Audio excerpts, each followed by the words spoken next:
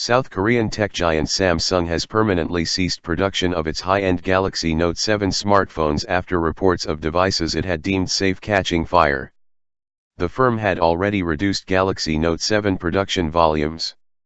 Owners are expected to be able to return the phones for a refund or in exchange for a different Samsung phone. The firm had earlier said it would stop sales of the phone. "We recently readjusted the production volume for thorough investigation and quality control, but putting consumer safety as top priority, we have reached a final decision to halt production of Galaxy Note 7s, the company said. For the benefit of consumers' safety, we stopped sales and exchanges of the Galaxy Note 7 and have consequently decided to stop production. Earlier, consumer tech analyst Caroline Milanesi of Creative Strategies told the BBC that Samsung should call it a day on production of the Galaxy Note 7 to limit long-term risk to the brand. However, South Korea's finance minister had warned that the country's exports would be hurt if the phone model was scrapped. Smoke emissions. In September, Samsung recalled around 2.5 million phones after complaints of exploding batteries. It later insisted that all replaced devices were safe. However, that was followed by reports that those phones were catching fire too. A Kentucky man said he woke up to a bedroom full of smoke from a replaced Note 7, days after a domestic flight in the US was evacuated after a new device started emitting smoke in the cabin. Even as late as Monday evening, a spokeswoman insisted the phones were safe to use. But on Tuesday, the company said it would stop Galaxy Note 7 production.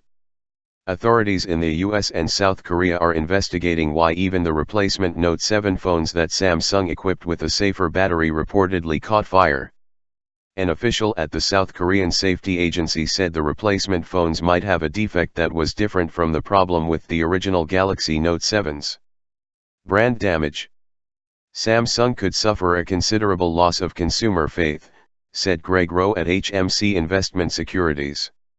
If it's once, it could be taken as a mistake. But for Samsung, the same thing happened twice with the same model, he said. The reason consumers prefer brands like Samsung and Apple is because of product reliability. So in this case, brand damage is inevitable and it will be costly for Samsung to turn that around again. At least 5 fires were reported in replacement devices in the US. Samsung said it had sold about 45,000 Note 7s through pre-orders in Europe. The handset was never released for sale in the UK. Analysts are suggesting the recall and now scrapping of the Note 7 could cost Samsung in the long run, particularly coming just as rivals including Google and Apple have announced new high-end smartphones.